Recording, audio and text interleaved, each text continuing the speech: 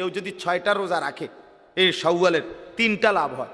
1 number হলো তার রমজানের ফরজ রোজার মধ্যে যদি কোনো ঘাটতি থাকে সুন্নত নফল দ্বারা আল্লাহ তাআলা এই রোজাগুলোর দ্বারা সেই ঘাটতি পূরণ করে পূর্ণ নেকি দিয়ে দিবেন।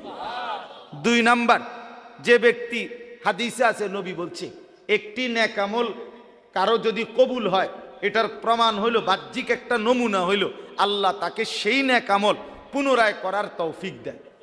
তো কারো রমজানের রোজা কবুল হইছে কিনা এটার একটা বাহ্যিক প্রমাণ হইল তাকে আল্লাহ পুনরায় পরের মাসে 6টা রোজা রাখার তৌফিক দিছে।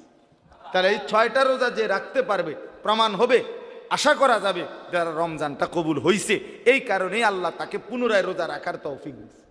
আপনারা একবার সুবহানাল্লাহ কন্ত, আবার কন্ত, আবার বলেন তো। এই কয়বার কইলেন? এই প্রথমবার বলার কারণে এটা কবুল হইছে দেখা দ্বিতীয়বার বলার তৌফিক হইছে, দ্বিতীয়বার এটা কবুল হইছে দেখা তৃতীয়বার বলার তৌফিক হইছে। কারো ফজরের নামাজ কবুল হইলে জোহরের নামাজের চাহিদা হয়, কারো জোহর কবুল হইলে আসরের চাহিদা হয়, কারো সকালের নাস্তা হজম হইলে দুপুরের খাবারের চাহিদা হয়, কারো দুপুরের খানা হজম হইলে রাতের খানার চাহিদা হয়। ঠিক তেমনি ভাবে এক এক ওয়াক্ত নামাজ কবুল হইলে পরের ওয়াক্ত নামাজের চাহিদা তুলে। অতএব এই 6 রোজা প্রমাণ করবে রমজানের রোজা কবুল হইছে।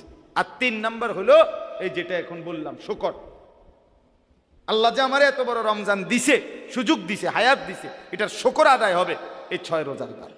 তাহলে 6 রোজার দ্বারা আমার ফরজ রোজার ত্রুটি বিচ্যুতি মাফ হবে। এই 6 রোজার দ্বারা আমার পিছনের রমজান কবুল হয়েছে এটার প্রমাণ মিলবে।